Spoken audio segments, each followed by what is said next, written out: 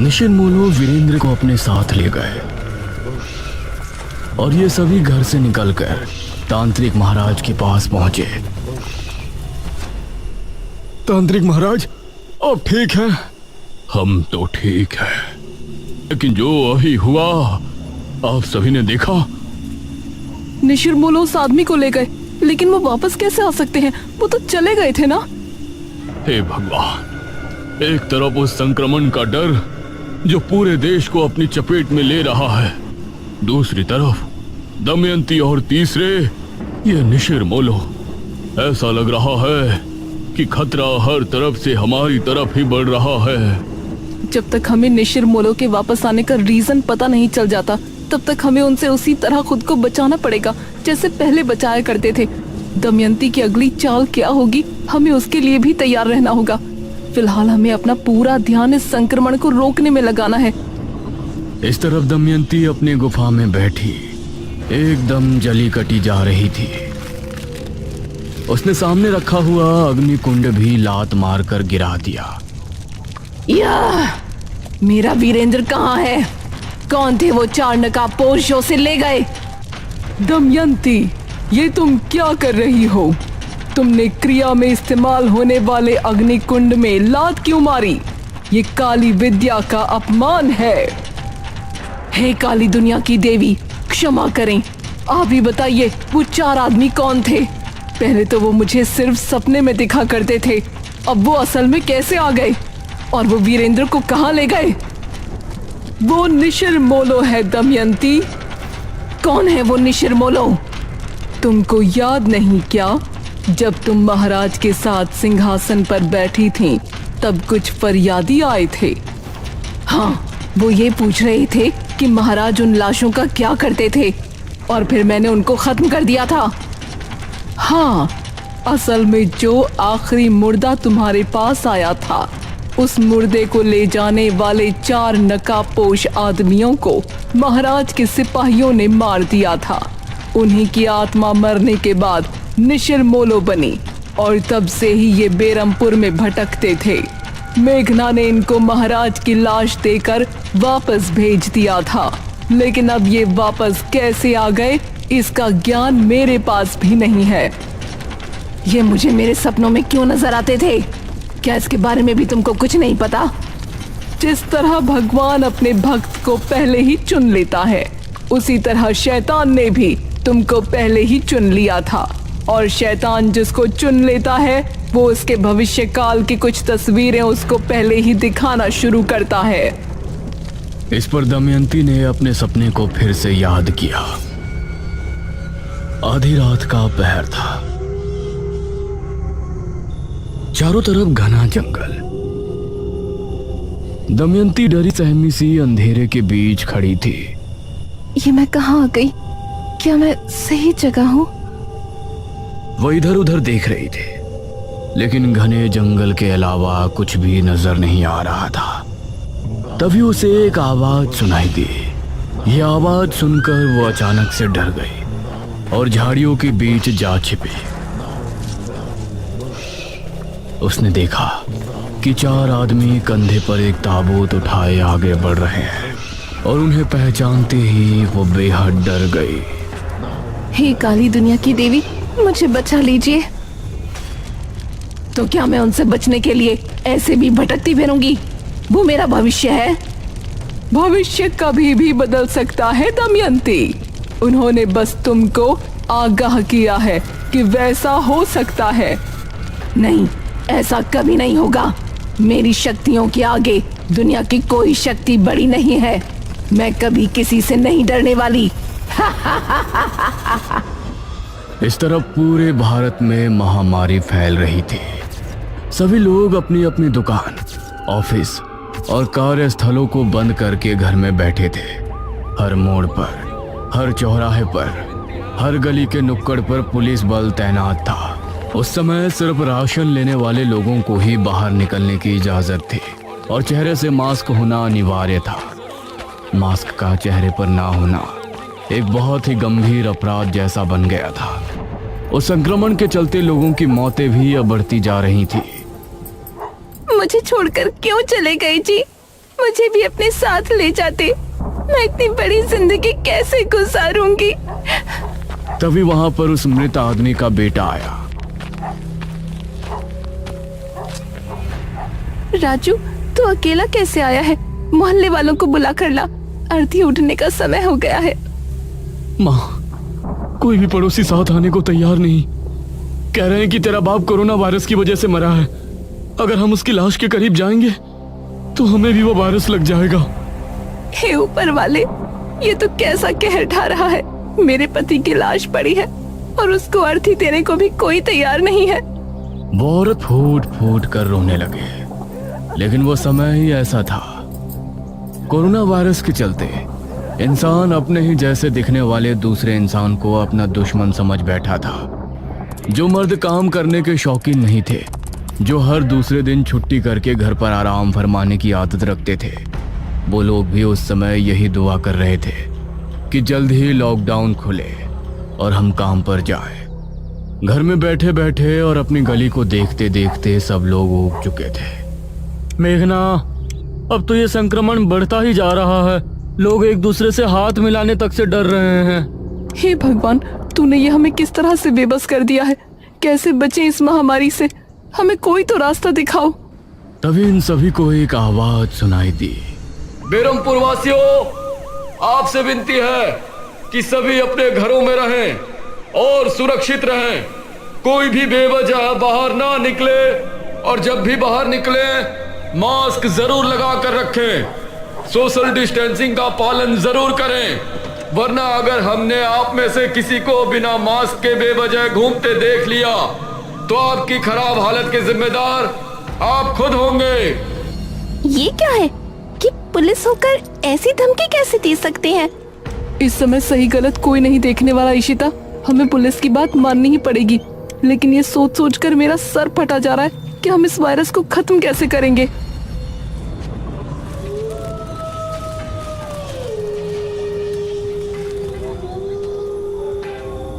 रात के 12 बजे एक पुलिस वाला बेरमपुर के चौक पर तैनात था। अरे, इतने रात में तो कोई ना आया। अब तो मेरी लाठी भी पड़ी पड़ी उब गई है। तभी उसको सामने से एक बाइक आती हुई नजर आई। पुलिस वाला उसको देखकर छिप गया और जैसे ही वो आदमी चौक पर पहुंचा तो अचानक पुलिस वाला उसके सामने आ गया। चल रहे हीरो, बाइक साइड में लगा। वार्निंग देने के बाद भी घूमने का शौक खत्म नहीं हो रहा है ना। अब देख कैसे मैं तेरी कमर का गुंबद बनाता हूँ। ये सुनकर उस लड़के ने पुलिस वाले को अपनी जेब से एक 500 का नोट निकाल कर दिया। जाने दो ना साहब, आते समय भी एक और नोट दूंगा। ये सुनकर पुलिस वाला मुस्कुराया। ठीक है, लेकिन 1 घंटे के अंदर वापस आ जाइयो। बड़े साहब आ गए तो मैं भी कुछ ना कर पाऊंगा। जी जरूर। ये कहकर लड़का वहां से चला गया।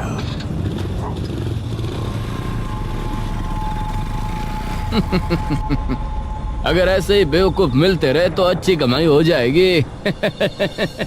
उसी समय गांव में आवाज गूंजने लगी। निशिर मोलो पहले के जैसे ताबूत कंधों पर उठाए बेरमपुर का भ्रमण करने लगे, जिसे सुनकर गांव के लोगों के दिलों की धड़कनें तेज हो गई। हे भगवान, ये निशिर मोलो फिर से वापस आ गए। ये तो निशिर मोलो की आवाज है ना? हाँ, लगता है वो फिर से अपने शिकार की तलाश में निकले हैं। हम में से कोई बाहर नहीं जाएगा।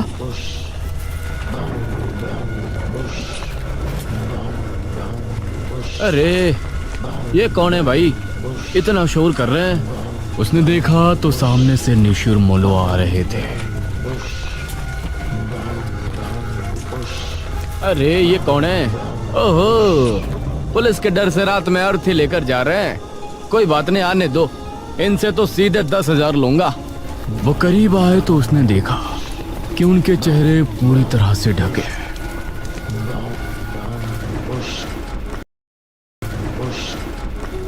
उसने अपनी लाठी उठाई और खुद ही उनके सामने आ गया। अरे, ओ रुक जाओ। ऐसे पूरे मुंह को ढकने से तुम बच नहीं पाओगे। ये कपड़ा नहीं, चेहरे पर मास्क होना जरूरी है। जल्दी से अपने अपने चेहरे दिखाओ। मास्क लगाया या नहीं? ये सुनते ही निशिर मोलो की आंखें लाल लाल चमक उठी, जिसे देखकर पुलिस वाले की सिट्टी पिट्टी गुम हो गई। तभी ताबूत खुल गया और उससे सुनहरी रोशनी निकलकर पुलिस वाले को ताबूत में खींच कर ले गई।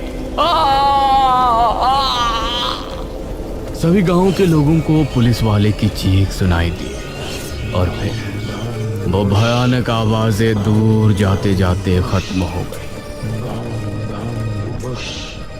तांत्रिक महाराज, आप कुछ तो सोचिए, कुछ तो हल निकालिए इस महामारी का।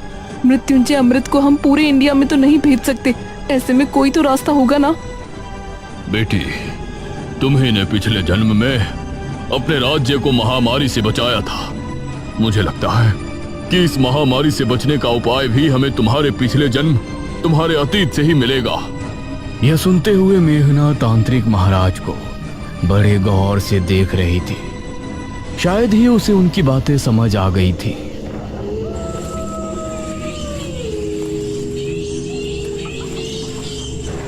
रात करीब 2 बजे के समय मेघना ने खुद को जंगल में पाया। वो धीरे धीरे आगे कदम बढ़ा रही थी। उसके चेहरे पर कोई भाव नहीं था। तभी उसके सामने दमयंती आ गई। कैसी हो राजकुमारी मेघालय? अपने राज्य के लोगों को मरते हुए देखकर अब कैसा लग रहा है आपको? तुम्हारी लड़ाई मुझसे थी तो हमारे राज्य या हमारे देश के लोगों को शिकार बनाने से तुमको क्या मिलेगा? सुकून। तुमको परेशान देखकर मुझे सुकून मिलता है, लेकिन तुम क्यों बेबस हो गई हो? अब तो तुम भी नई हो, जमाना भी नया है। बचाओ अपने इस राज्य को, अपने देश को।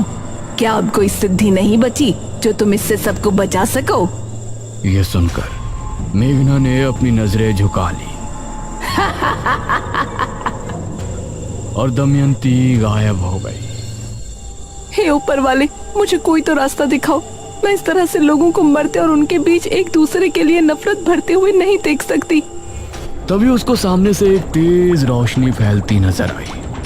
मेघना ने अपनी आंखों पर हाथ रख लिया और उसे देखने की कोशिश की। उसने पाया कि सामने मृत्युंजय अमृत का पेड़ है और उसके पास ही निशिर मोलो भी उसकी तरफ आ रहे हैं। नहीं! अगले ही पल मेघना ने खुद को राजमहल में खड़ा पाया, लेकिन इस समय वो राजकुमारी मेघालय के रूप में थी। वो अपने कक्ष में थी और उसके हाथ में एक किताब थी। इस किताब में हमने राजमहल से आश्रम जाने और वहाँ पर हमारी सिद्धि को प्राप्त करने तक की सारी गाथा लिखी है। वो पल हमें हमेशा याद रहेंगे।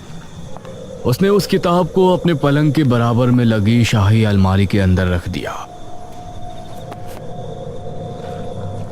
और फिर वो अपने बिस्तर पर जाकर लेट गई। मेघना उठ, उठना यार, अब क्या हुआ तुझे? मेघना को इशिता ने नींद से जगाया।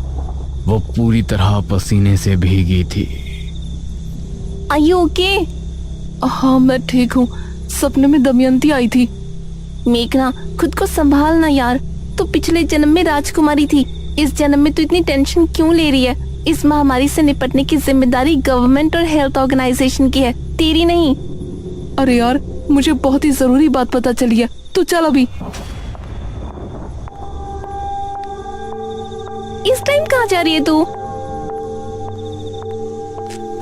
मेघना इशिता को लेकर अनुज के कमरे में पहुंची।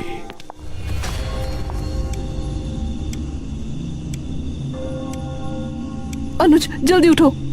अनुज आंखें मलता हुआ उठ बैठा। अरे वाह, आज तो सुबह सुबह मेघना ने मुझे जगाया है। आज का दिन तो बहुत अच्छा जाएगा।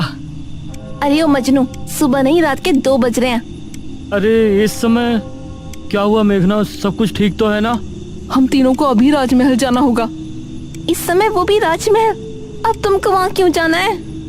ठीक है, तुम दोनों बस सवाल पूछते रहो, मैं अकेले ही जा रही हूँ। ये कहकर मेघना कमरे से निकलने लगी। अरे रुको, मैं भी चल रहा हूँ यार। इशिता और अनुज भी उसके पीछे हवेली से निकले और ये अब तीनों राजमहल की तरफ रवाना हो गए। मेघना बहुत तेज तेज कदम बढ़ा रही थी और 20 मिनट चलने के बाद राजमहल इनके ठीक सामने था।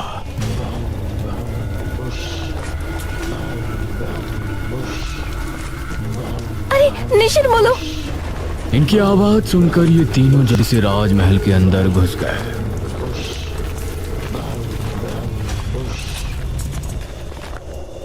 थैंक गॉड, मुझे तो लगा था कि आज हम गए। मेरे साथ आओ। मेघना अपने कक्ष में पहुंची।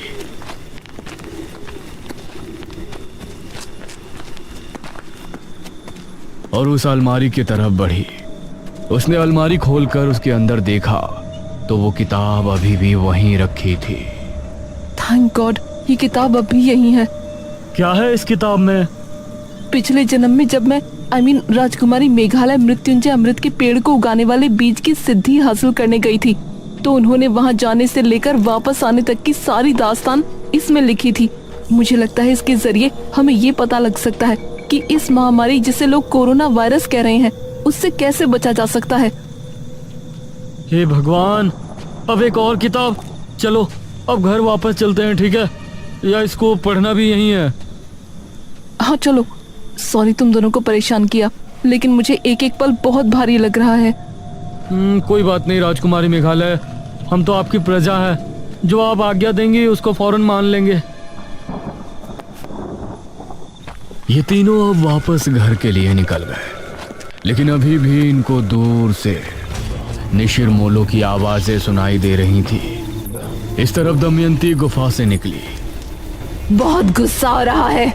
आज तो मन कर रहा है इकट्ठा कई लोगों का खून पी लूं। एक चौराहे पर दो पुलिस वाले बैठे थे। अरे ओ तल पड़े, जरा एक चाय तो लेकर आना। सर, आपने मास्क क्यों निकाल दिया? अरे तू मुझे ज्ञान दे रहा है? दरोगा हूँ मैं, दरोगा। तभी इन दोनों को सामने से एक पायल की छन छन सुनाई दी। अरे ये कौन मंजुलिका निकल आई लॉकडाउन में घर से बाहर? इन दोनों ने गौर से उसे देखा तो पाया वो लड़की दमयंती ही थी। उसकी खूबसूरती देखकर इंस्पेक्टर की आंखों में अजीब सा नशा उतर आया। ए, कहाँ जा रही हो मैडम? पहली बार मेरा खुद अरेस्ट होने का मन हो रहा है। क्या भला की खूबसूरत हो तुम। अगर तुम लोगों को अपनी आज की रात यादगार बनानी है तो मेरे पीछे आओ। ये कहकर दमयंती मुस्कुराई और फिर झाड़ियों के पीछे चली गई। अरे वाह, मुझे तो आज की रात सारी जिंदगी याद रहेगी। इंस्पेक्टर भी झाड़ी के पीछे चला गया और अगले ही पल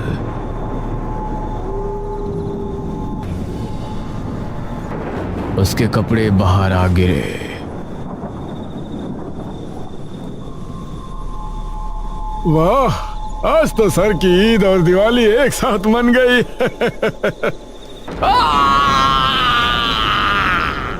इंस्पेक्टर की चीख सुनकर कांस्टेबल हैरान रह गया। क्या हुआ सर? तभी दमयंती उसके सामने आ गई। उसके दांत बहुत भयानक हो गए थे, आंखें भी लाल सुर्ख होकर चमक रही थी। आ जाओ मेरी जान, तुमको अपनी रात खूबसूरत नहीं बनानी क्या?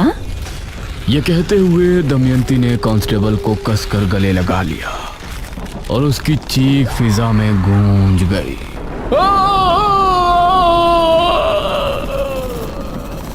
इस तरफ मेघना ने उस किताब को खोला और पढ़ना शुरू किया, जिसके अंदर उसके पीछे जन्म की गाथा उसी के हाथों लिखी गई थी।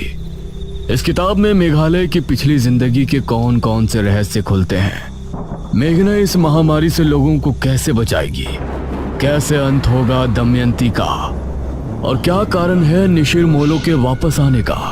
जानने के लिए हमारे साथ बने रहिए इस कहानी के अगले भाग में भी।